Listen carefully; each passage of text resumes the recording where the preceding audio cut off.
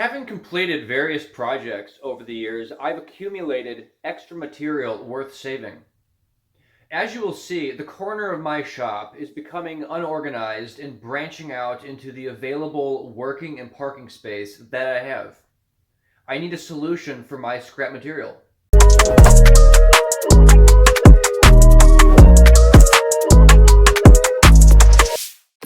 As you can see, this corner of my shop is unorganized and becoming somewhat of an eyesore. Before spending half of your paycheck on materials, having drawings or rough sketches is crucial to your success. Here are my drawings. They don't have to be perfect, just detailed enough to get the idea out and act as visual during your project. For my project, I'll be using aluminum extrusion, plywood, flathead and hex head bolts, as well as 4 casters.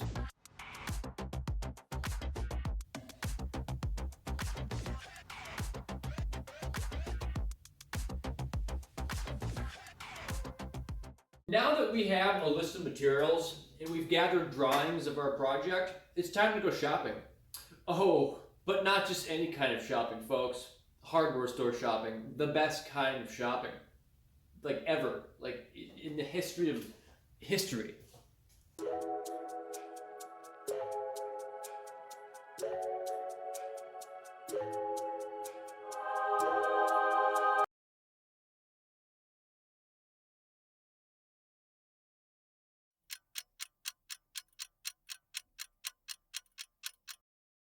Here, I'm cutting all my bars of aluminum extrusion, minus a few I needed later. I'm using a low tooth count blade, which is fine for this situation, but if you want a better cut result, I would recommend a non-ferrous blade with a high tooth count. I didn't really care how the ends looked in my situation. I was too lazy to change my blade because it was so cold.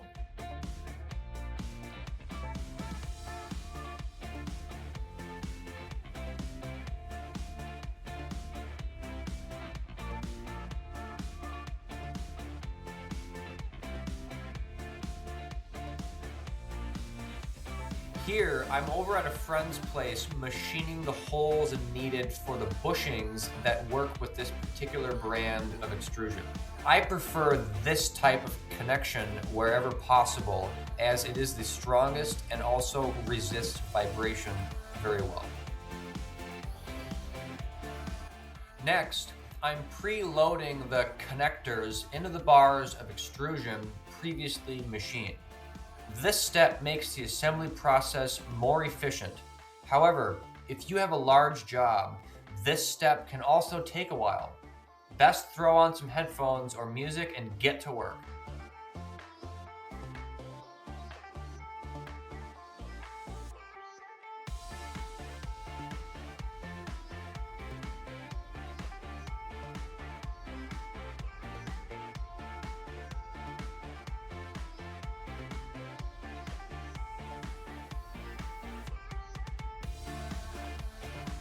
Throughout this step, I will also be drilling and countersinking the holes for the flathead bolts that I'll be using to mount all the plywood panels. This is the last step before assembly.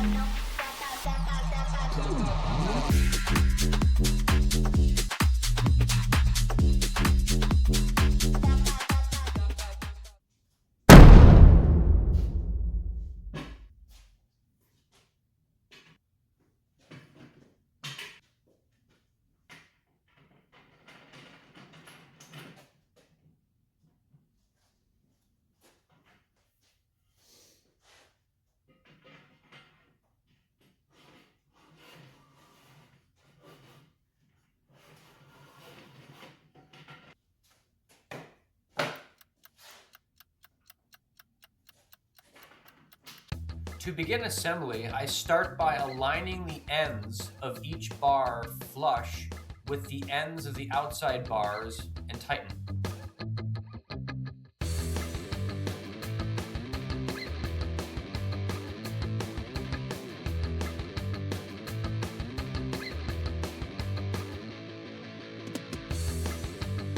Currently, I'm measuring out for the center of this middle bar location.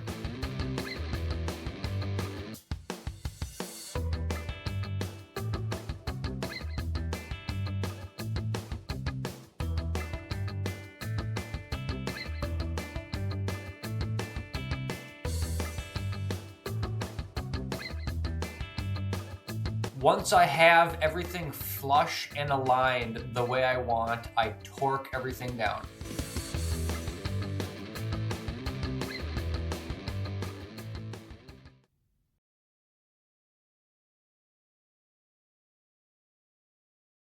Here, I'm placing some T-nuts and installing the casters with some hex bolts from the parts list earlier.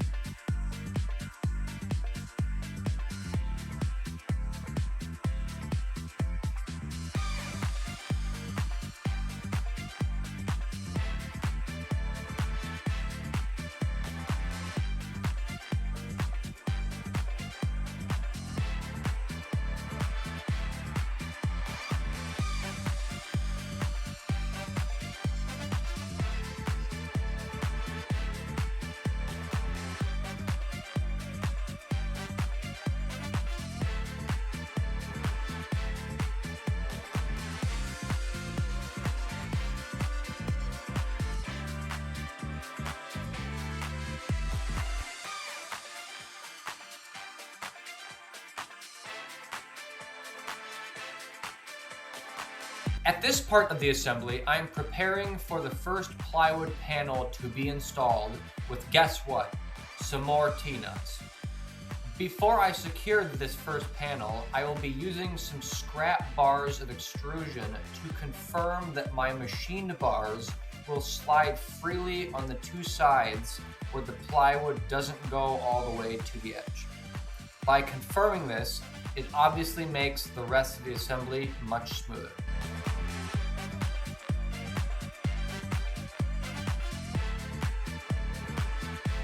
The rest of the assembly follows this same procedure.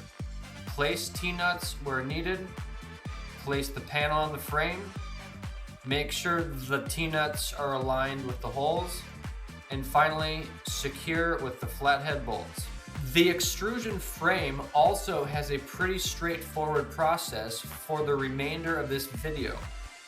Once the connectors are installed in the bars of extrusion that got machining, simply slide each bar to its designated location and simply tighten the set screw within the bushing. Bam!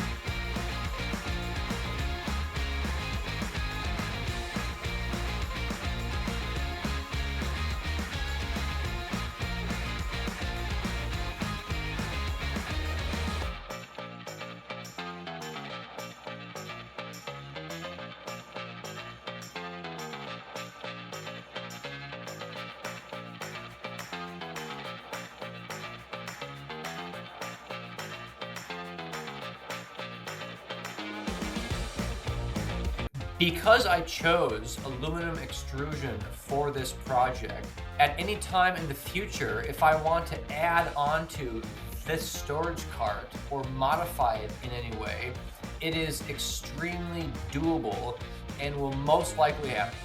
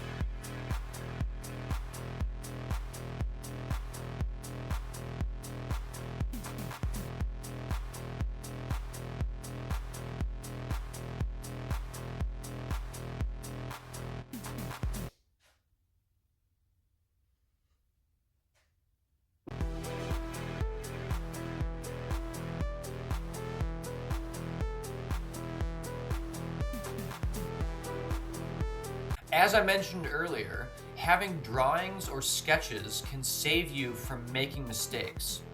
Thankfully, I was able to prevent major problems aside from having to recut 2 smaller bars of extrusion because the bucket holes overlapped when I had 1 long bar of extrusion originally.